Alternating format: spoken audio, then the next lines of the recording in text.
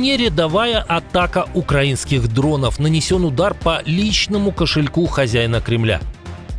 Ультиматум США сработал. Армия прекратила наступление. Неужели спецоперация окончена? Второй по величине аэропорт Германии парализован второй день подряд. Как власти обещают бороться с визитами неизвестных дронов? Неожиданный поворот событий на фронте. Таких новостей не было давно. Все идет по плану, но есть нюанс. На промышленных гигантах в России начались массовые увольнения. Настоящая революция в Японии. Такого в истории страны еще не было. И многое другое. Самые важные и срочные новости, эксклюзивные подробности. Вы смотрите информационный выпуск «Нехта». Оперативно о событиях в Украине, России, Беларуси и мире. Раньше и понятнее других. Все, что нужно знать сегодня. Сегодня исполняется 10 лет, как проект «Нехта» работает для вас, дорогие зрители. Поздравить нас можно лайком, подпиской и комментарием, а мы начинаем.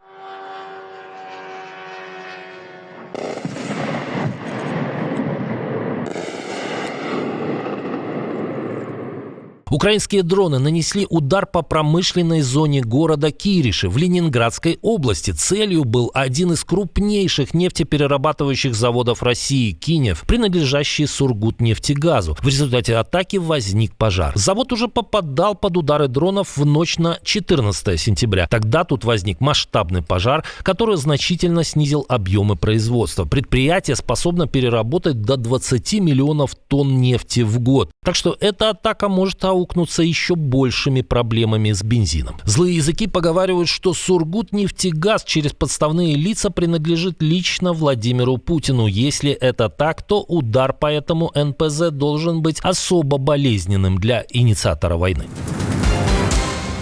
Хамас пошел навстречу Дональду Трампу. Боевики согласились освободить всех израильских пленных и передать управление сектором Газа международному органу в рамках плана президента США. Однако, как сообщает Аль-Джазира, лидер террористов Муса Абу Марзук усомнился в реалистичности 72-часового срока, который дал им президент США. По словам Марзука, на возвращение живых заложников и останков убитых потребуется больше времени. Reuters дополняет, Хамас готов немедленно начать переговоры через посредников, но другие вопросы из плана Трампа, будущее Газа и права палестинского народа требуют обсуждения в единой палестинской национальной структуре и согласования с арабскими и исламскими партнерами. Иными словами, согласие данного при условии сохранения политического веса и участия Хамаса в будущих дискуссиях. Решение террористов отпустить заложников уже поприветствовали власти Катара, Египта и ООН. На эти уступки Хамас пошел после того, как Трамп накануне заявил в своей соцсети True Social,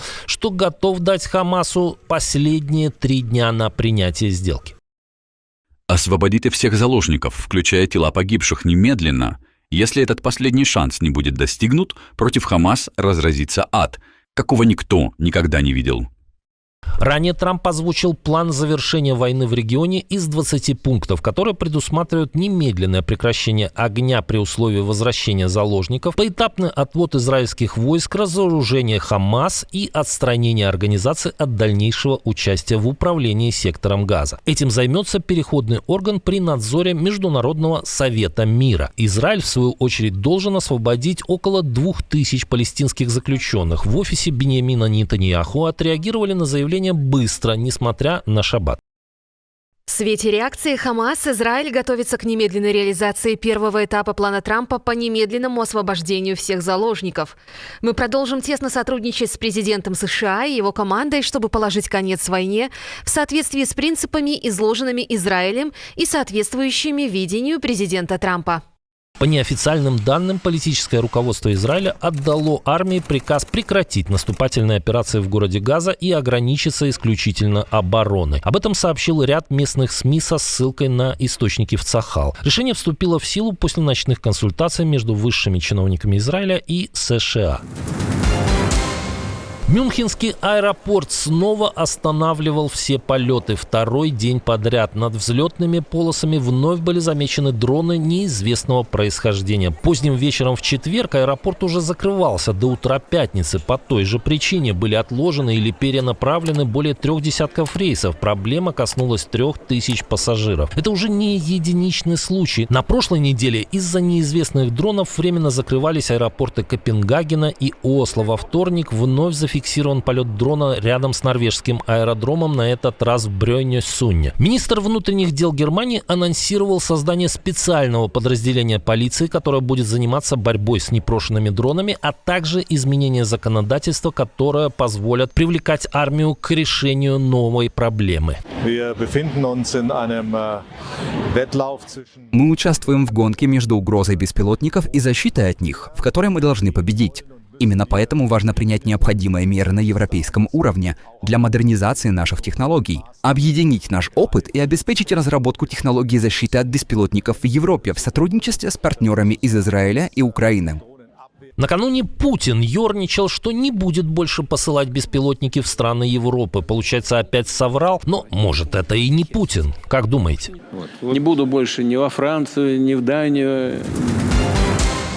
Редкие радостные новости с фронта. Силы обороны Украины освободили от оккупации 4 населенных пункта в Днепропетровской области. Информация подтверждена СНБО и мониторинговым сервисом Deep State. Речь идет о селах Сосновка, Хорошая, Новоселовка и Сечневое. В операции участвовали 225-й отдельный штурмовой полк и 145-я отдельная механизированная бригада ВСУ. В освобожденных населенных пунктах продолжаются работы по стабилизации обстановки. При этом россияне не оставляют попыток вернуть инициативу. Они вновь пытаются рваться в Новоселовку и Снежное. Глава Центра противодействия дезинформации при СНБО Андрей Коваленко назвал операцию удачной работой и подчеркнул ее стратегическое значение. Зачистка населенных пунктов от россиян показывает, что в условиях современной войны штурмовых групп растянутые прорывы врага лишают его тылов. А людского ресурса у РФ из-за потерь ощутимо меньше, чем было месяца 3 назад. В ночь на субботу российская армия нанесла удар по нескольким объектам инфраструктуры в Чернигове. Возник масштабный пожар, а около 50 тысяч жителей остались без электричества. Всего под обстрелами оказались 15 населенных пунктов области. В Новгороде-Северском ударные дроны поразили нежилое здание, где также возник пожар. В городе действуют графики отключений, спасатели и энергетики работают над ликвидацией последствий атак. Пока Кремль продолжает тратить триллионы рублей на войну, а Путин делать вид, что все идет по плану, российская экономика подает явные сигналы о своем все более нездоровом состоянии. На газе вслед за АвтоВАЗом начались массовые увольнения. Как сообщает Мэш, сокращенная на день рабочая неделя ударила по зарплатам сотрудников. Доходы упали примерно на 20%, и массово начали увольняться слесари, сварщики, электромонтеры, сантехники и газовщики. Без них обслуживать оборудование становится некому. Простой уже ощущаются, а старые мощности и тяжелые условия работы только усугубляют ситуацию. Перейти на 4-дневку предприятие было вынуждено из-за резкого падения продаж. В первом полугодии рынок среднетоннажных грузовиков рухнул почти на 40%, легких коммерческих машин на 30%, автобусов на 60%. Обвал продаж, в свою очередь, произошел из-за засилия китайских конкурентов и недоступности кредитов из-за высокой ставки Центробанка. А она, в свою очередь, высока из-за инфляции. А инфляция, возможно, как-то связана с так называемой СВО. Но это военная тайна. АвтоВАЗ этим летом прошел тот же путь. 4-дневка автоматически обнулила бонусы, сверхурочные зарплаты упали почти вдвое. Многие ушли в такси, доставку и на оборонные предприятия. Несмотря на обещания и бюрократические ухищрения руководства, массовые увольнения продолжаются. Настоящая революция в Японии. Санае Такаити стала новым лидером правящей либерально-демократической партии и после утверждения парламентом 15 октября официально станет первой женщиной-премьер-министром страны за всю ее историю. Выборы председателя партии проходили в 2 тура. Ни один из 5 кандидатов не набрал абсолютного большинства в первом. В выборах в целом участвовало около 1 миллиона членов и сторонников партии. Досрочные выборы в партии стали следствием отставки прежнего прежнего председателя и премьер-министра, а это было вызвано рядом факторов, в том числе поражением на муниципальных выборах и потерей большинства в Верхней Палате.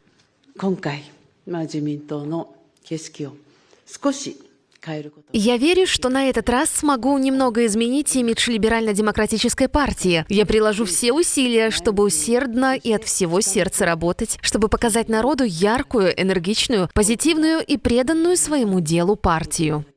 Такаити 64 года. Она опытной политик и впервые была избрана в Нижнюю палату парламента еще в 1993 году. С 2006 занимала посты в правительстве, в том числе министра внутренних дел. В 2021 году уже баллотировалась в лидеры партии, но неудачно. Такаити известна консервативной позицией, поддерживает пересмотр пацифистской конституции в сторону укрепления армии, выступает против однополых браков и двойных фамилий, а также выступает за сохранение традиционного наследования императорского престола. Саная Такаити позиционируется как преемница убитого в 2022 году Синдзо Абе и японская версия британской железной леди Маргарет Тэтчер.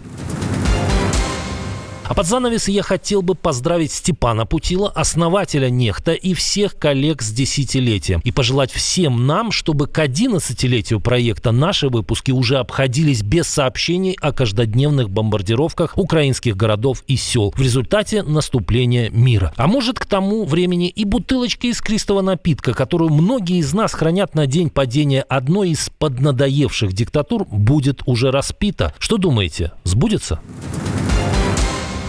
Отдельное спасибо за то, что досмотрели до конца. Спасибо за ваше доверие. Жду развернутых комментариев, лайков и репостов. Это важно для того, чтобы нас становилось больше. На этом пока все. Доброго вам вечера, до новых встреч и хороших вам новостей.